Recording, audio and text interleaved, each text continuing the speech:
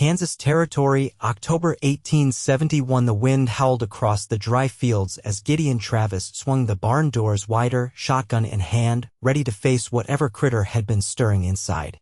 But instead of a raccoon or a coyote, he found a woman curled up in the hay, clutching her swollen belly, her face pale with fear and exhaustion. "Madam?" Gideon lowered the shotgun slowly. "You hurt." The woman flinched, trying to push herself upright. Her dress was torn at the hem, her boots scuffed, dust clinging to her dark braid. She looked like she had been on the run for days. I just needed somewhere to rest," she whispered, her voice shaking. "Please do not make me leave." Gideon set the shotgun against the wall and knelt down. Up close, he could see she was young, maybe a few years younger than his 30. Her brown eyes were wide with terror, but there was a stubborn tilt to her chin. "You are safe here," he said, keeping his voice low.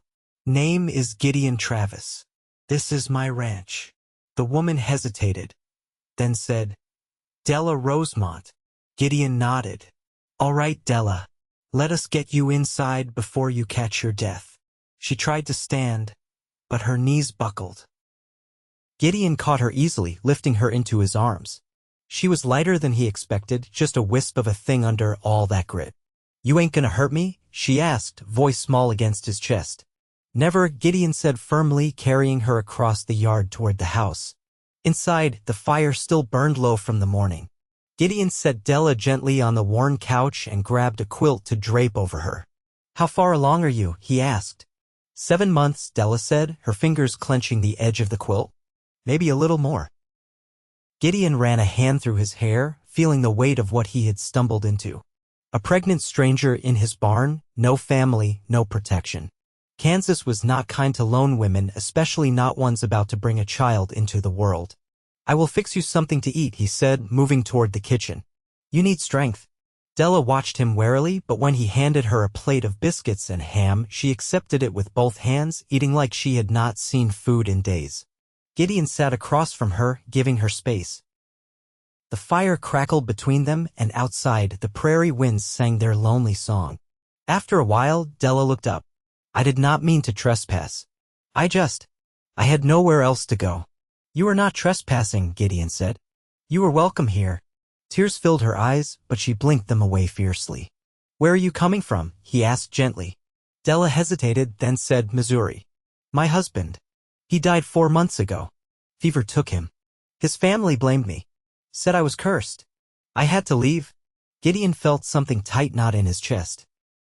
He had seen enough cruelty to know she was not lying. "You are safe here," he said again, meaning it. Della looked at him for a long moment, searching his face for any sign of falsehood. Finding none, she relaxed a little into the couch, exhaustion pulling at her. "You can have the bedroom," Gideon said, standing. "I will take the floor." "You do not have to, I want to." Della pressed a hand to her belly as if feeling the life inside her stir. "Thank you." Gideon gave her a small nod and fetched fresh linens. As he made up the bed, he heard her soft voice behind him. "You are a good man, Gideon Travis." He paused, the simple words hitting deeper than he expected. When she settled into the bed, Gideon pulled a blanket onto the floor near the fire and laid down, staring up at the wooden beams of the ceiling. The wind rattled the windows, but inside, the house felt warmer than it had in a long while. By morning, Della was stronger. She moved carefully through the kitchen, helping him with breakfast, her hands deft despite the burden she carried. Gideon watched her, feeling something stir in him he had not felt in years, a kind of hope. "I can earn my keep," Della said as she kneaded dough. "I can cook, mend, clean." "Della," Gideon interrupted gently, "you do not owe me anything." She looked at him, confused. "Why are you being so kind?" Gideon shrugged, feeling awkward under her gaze. "Because it is the right thing to do." She smiled, then small, but real, and the sight of it hit him like a fist to the chest. For the next few days, they fell into a quiet rhythm. Gideon worked the fields and tended the animals, while Della kept the house in order. She sang softly while she worked, old hymns and lullabies that floated through the air like sunlight. Sometimes, Gideon caught her standing by the window, staring out at the endless fields with a look of deep sadness. He never pressed her, just stayed close enough that she would not feel alone. One evening, as they sat by the fire, Della spoke without looking at him. "I was not supposed to be alone," she said. "We were going to build a life together. Jacob, he wanted a farm, chickens, goats, a big garden, a place to raise our child." Gideon listened, his heart aching for her. He wanted to reach out, to pull her into his arms, but he did not. "Not yet. You still can," he said softly. "You still deserve all of that." She looked at him then, really looked, and something passed between them. A quiet understanding, a spark. Later that night, Gideon woke to the sound of soft crying. He found Della sitting by the fire, wrapped in a quilt, her face wet with tears. Without a word, he sat beside her. She leaned into him, her head resting against his shoulder. He put his arm around her carefully, feeling her tremble. "I am scared," she whispered. "I know," he said. "But you are not alone anymore." She clutched his shirt, holding on like he was the only solid thing in the world. And in that moment, something shifted. Something real. Something deep. Gideon tightened his arm around her, pressing a kiss to the top of her head. "I will take care of you," he murmured. "You and the baby. I swear it." Della lifted her head, eyes shining. "Why?" He brushed a strand of hair from her face, his touch gentle. "Because I want to. Because you are worth it." She stared at him, and he saw the walls she had built start to crack. Then, before either of them could think better of it, Della leaned up and kissed him. It was soft, hesitant, but it set Gideon's heart on fire. He kissed her back, slow and sure, pouring every promise he could not yet speak into that kiss. When they finally pulled apart, Della smiled, a real, bright smile that lit up her whole face. "I think I am falling for you, Gideon Travis," she whispered. He grinned, feeling lighter than he had in years. "Good, because I am already halfway in love with you." Outside, the wind still howled. But inside, the house was warm and full of a new kind of hope. The days shortened, the sun dipping earlier behind the wide Kansas horizon, casting long blue shadows across the fields. Gideon hitched the wagon one afternoon, a slow unease settling in his chest. Supplies were running thin, and with Della needing more to eat and the baby's arrival drawing closer, he could not put it off any longer. "I will ride into town tomorrow," Gideon said as they sat at the battered kitchen table, the evening meal between them. "Ought to bring back flour, salt, maybe some dried apples if I can find them." Della folded a napkin in her lap, her movements careful. "Will it take long?" He shook his head. "Half a day if the river crossing is good." Her gaze dropped to her hands. "I do not like the thought of you gone." "I do not like it either," he said, voice rougher than he intended. "But I will be back before nightfall." Della nodded, though the crease between her brows lingered. She had not asked for much, never complained, but Gideon could read the fear in her as clear as the winter sky. He reached across the table, his calloused fingers brushing hers. "You will be all right here. I will leave my old hound with you. He barks at anything that ain't familiar. I will keep busy," she said, squeezing his hand once before letting go. The next morning, Gideon loaded the wagon with a short list and saddled up early. Della stood on the porch, wrapped in her shawl, her hair braided back tight against the wind. She waved once, small and solemn, as he rode out. The trip to town was uneventful. The river was low enough to cross, and the trails were dry. Still, Gideon felt the minutes stretch thin, each one a tug at the back of his mind, pulling him toward home. At the general store, he picked through barrels and shelves carefully, filling a canvas sack with what they needed. As he counted out coin at the counter, Mrs. Hargrove, the storekeeper's wife, peered at him over her spectacles. "You settling down, Gideon Travis?" she asked, her voice sharp with curiosity. He tucked the last of the goods into the sack before meeting her gaze. "Found someone worth staying for," he said simply. Mrs. Hargrove sniffed, but her mouth twitched at the corners, almost approving. "About time." Gideon tipped his hat and left without explaining further. The less folks knew, the better. Della had fled judgment once. He would see she never faced it again. The sun was just beginning to sink when he turned the wagon up the last rise toward home. Smoke curled from the chimney and a lantern glowed in the window. Relief eased the tightness in his chest.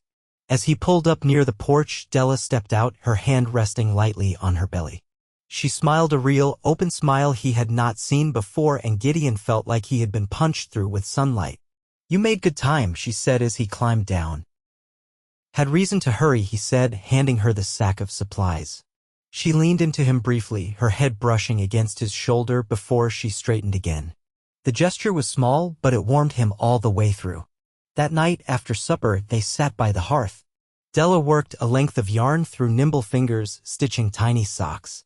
Gideon whittled a piece of pine, shaping it into a rattle. "You were good with your hands," Della said, glancing at the toy taking shape. "My pa taught me," Gideon answered, shaving a thin curl of wood away.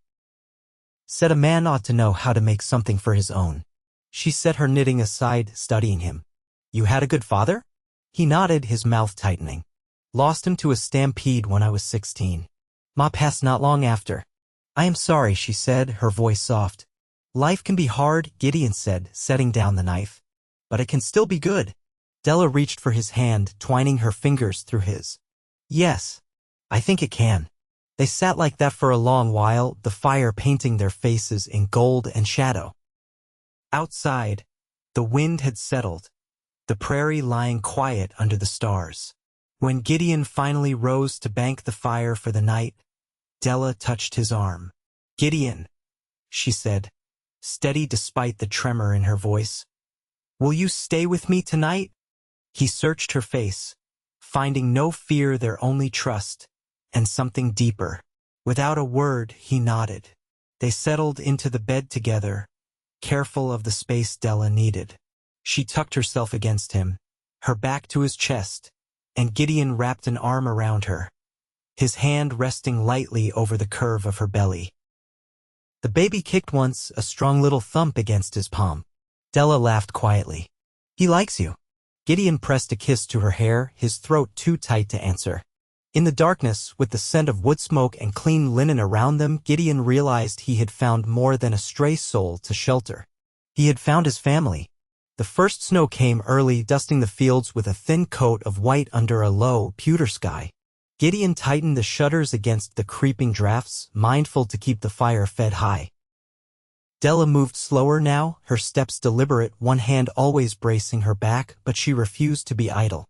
One afternoon, as Gideon hauled split logs to the porch, he saw her standing near the corral, bundled in her thickest shawl, staring at the horses. The sorrel mare, the gentlest of his small herd, stood closest to her, head tilted curiously.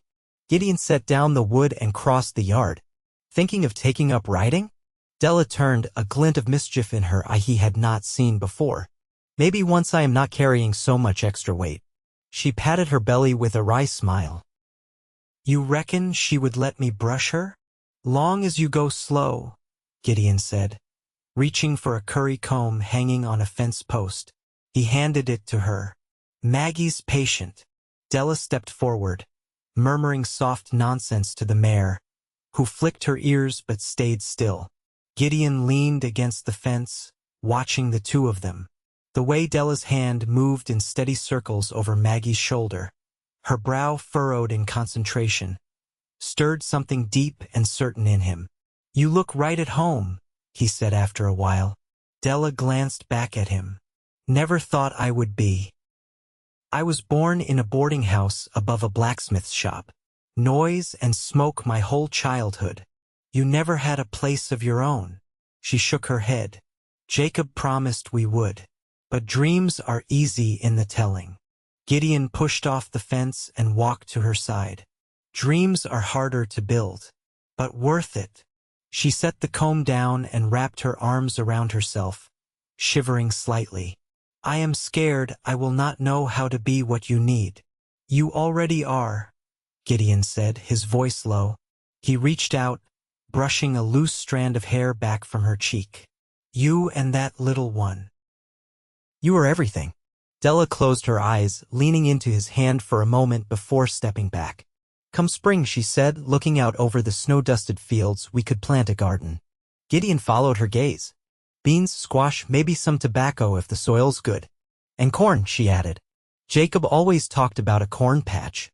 He nodded, making a silent promise to himself to plow enough land for all of it. We will need a bigger coop if we want chickens. Her face lit up and Gideon realized she was imagining it, seeing a future here with him. It filled him with a fierce kind of joy. That night, as the wind moaned across the plains, they sat together on the floor before the hearth.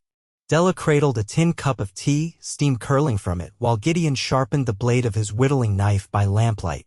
Gideon, she said, her voice tentative, when the baby comes. Will you be there? He set the knife down carefully. I would not be anywhere else. She looked into the fire, her lashes casting shadows on her cheeks. I do not know if I can do it alone. You will not, he said simply. Tears welled in her eyes, but she blinked them away fast. I want you to be his father, she whispered. Gideon's chest tightened painfully. He reached for her hand, threading his fingers through hers. I would be honored. She squeezed his hand, her grip surprisingly strong. I am not offering lightly. I know, he said, and I do not take it lightly. They sat there, silent but bound together by something stronger than any words. The fire crackled low, the house breathing around them, old wood settling against the cold. Later, as they lay in bed, Della shifted closer, her head finding the hollow of Gideon's shoulder. He wrapped her up in his arms, feeling the steady thrum of her heartbeat against his chest. I love you, she said, so quietly he almost thought he dreamed it. His throat tightened again, but this time he let the feeling rise. He kissed her hair, her forehead, her temple, each touch a vow. I love you too, Della Rosemont, he whispered. Outside, the snow fell silently, blanketing the world in newness. Inside, two souls, battered and brave, built a shelter of their own. The morning broke slow and heavy with gray clouds.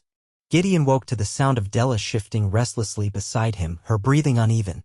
He sat up, rubbing sleep from his eyes as he looked down at her. Della, he asked, voice low. She pressed a hand against her side, her face tight with pain. I think it's starting, she said through clenched teeth. Gideon swung his legs off the bed, pulling on his boots with hurried hands. He had helped deliver calves and foals before, but this was different. This was Della, his heart and the life they had been building together. I will get water heating, he said, already moving toward the kitchen. By the time the kettle rattled over the fire, Della had made her way to the rocking chair by the hearth, gripping the worn arms as another pain gripped her. Gideon knelt beside her, wiping her brow with a damp cloth.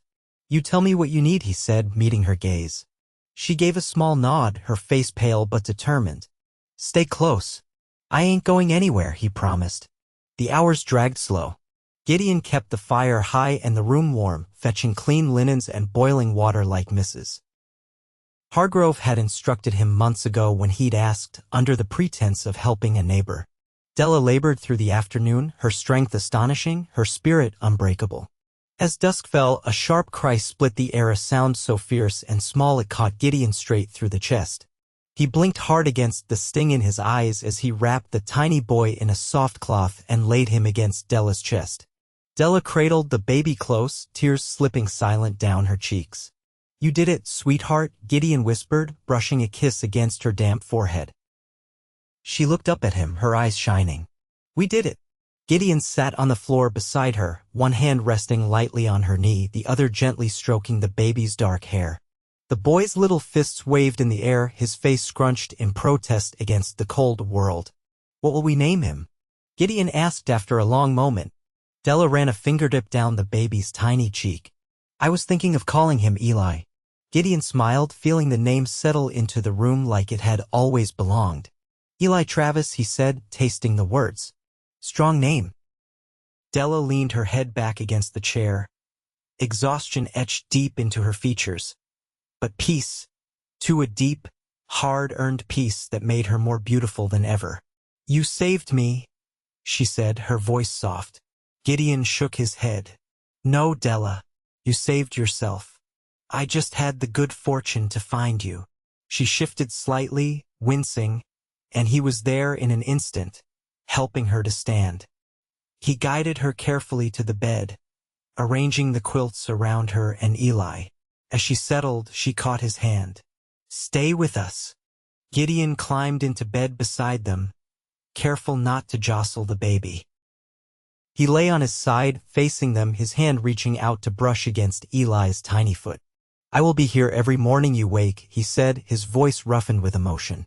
"Every night you close your eyes?" Della's smile was slow and full of wonder. She rested her head against his shoulder, her hand covering his heart. Outside, the world lay hushed under the weight of winter, but inside, the little house was filled with a warmth no storm could touch. Gideon closed his eyes, breathing in the sweet, honest scent of wood smoke, worn cotton, and new life. For the first time in years, he knew exactly where he belonged. The days that followed settled into a quiet rhythm, the house breathing with the easy life of three souls bound together. The snow deepened outside, but inside there was a steady hum of warmth, of small sounds, soft footsteps, and the tiny sighs of a newborn sleeping against his mother's chest. One evening, Gideon finished patching a loose board on the porch just as the last light faded from the sky. He brushed his hands off on his trousers and stepped inside, the warm air wrapping around him like a blanket. Della sat at the table, nursing Eli, her hair loose down her back in dark waves, her face lit by the soft glow of the oil lamp. Gideon crossed the room, setting a small parcel on the table. Della looked up, her brows lifting in quiet surprise. "What's this?" she asked, shifting Eli gently to her shoulder. Gideon unwrapped the cloth, revealing a simple silver ring, the band narrow and worn smooth. "It was my mother's," he said. "Pa gave it to her the day they married." Della's eyes filled with tears she did not try to hide. She pressed her lips together, stroking Eli's back in slow circles. "I want you to have it," Gideon said, his voice steady. "If you'll marry me." Della gazed at him, her hand tightening around Eli protectively. "Are you sure?" she whispered. "This life, it's not easy." "I never wanted easy," Gideon said. "I want you. You and Eli." She laughed then, a soft, broken sound full of wonder. "Yes," she said, her voice trembling. "Yes, Gideon." He slid the ring onto her finger, his hands rough but careful. It fit as if it had been waiting for her all along. They stayed there a long time, the lamp burning low, Eli breathing evenly against Della's shoulder. Gideon rested his forehead against hers, the quiet between them rich and deep. The wedding was small, just the three of them, with old Reverend Harlan from town coming out to the ranch one crisp morning. Della wore a dress Gideon had bartered for in town, a pale blue calico that made her look like a piece of the sky had settled into the snow. Gideon wore his best shirt, freshly scrubbed, and a clean pair of trousers patched at the knee. Reverend Harlan spoke the words with a kind gravity, and when he pronounced the man and wife, Della laughed through her tears, clutching Eli close against her chest as Gideon kissed her. Later, they shared a meal of cornbread, smoked venison, and the last of the summer preserves. Gideon carved a rocking horse from a piece of oak he had been saving, setting it by the hearth where the baby would one day play. As the months turned, the snow melted into thick, black mud, and tender green shoots pushed their way up through the fields. Gideon built a fence around a patch of land near the house, while Della turned over the earth with careful hands, planting rows of corn, beans, and squash. They built a new chicken coop together, laughing when the hens escaped twice before they finally figured how to latch the gate. One evening, after Eli had been laid down in his cradle, Della and Gideon sat on the porch, the air thick with the scent of new grass and distant lilacs. "You ever think you'd have all this?" Gideon asked, stretching his legs out in front of him. Della leaned against him, her head finding the familiar spot beneath his chin. "I used to dream of it," she said, "but I never thought it would be real." "It's real," he said, kissing the crown of her head. "It's ours." She traced small circles on the back of his hand. "I want more," she said softly. "More days like this. More babies. More seasons turning." Gideon smiled against her hair. "You'll have it. All of it." The sun sank low, painting the world in gold and rose. The fields stretched wide and open around them, the house behind them sturdy and warm. Eli stirred once in his cradle but settled again, his tiny fists curling into dreams. Gideon tightened his arm around Della, feeling the steady, certain beat of her heart against his side. They had come through the winter together, through grief, fear, and the long hollowed spaces of loss. And now they had built something stronger than either of them had dared hope for. As the first stars blinked into the velvet sky, Gideon kissed Della, slow and sure, tasting the promise of all the years to come. In the quiet deep of Kansas spring, with the earth waking new around them, Gideon, Della, and Eli began the long, sweet life they had fought so hard to find together, rooted deep as the prairie grasses, enduring and blooming with every season.